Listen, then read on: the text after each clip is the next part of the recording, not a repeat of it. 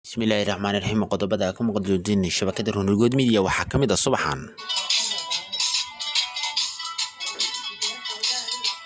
faahfaahin dheeraad oo ka soo bixaysa qarax miino oo dhulka ku jira oo lala beegsaday ciidamada AMISOM xilli ay marayeen qaybo ka mid ah caasimadda Soomaaliya Muqdisho.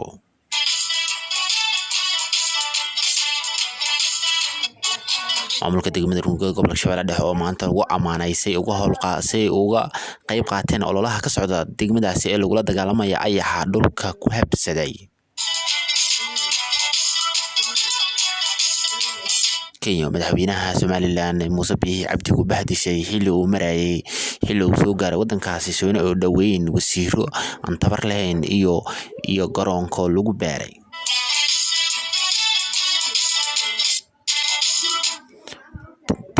degmada ka tirsan gobolka Hiiraan oo la sheegay in dameeraha ay caadi ka tahay in lagu gowraco halkaas laguna qaro.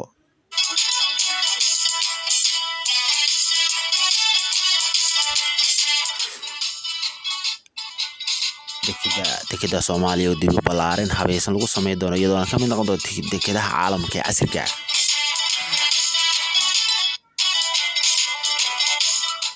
Ra'iisul Wasaaraha Soomaaliya oo xalay casho sharaf loogu sameeyay diiday ka qayb ka mid ah wasiiradiisa.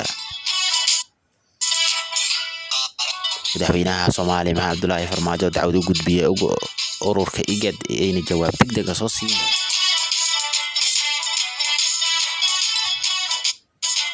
warka dibaddana waxaa ka mid ah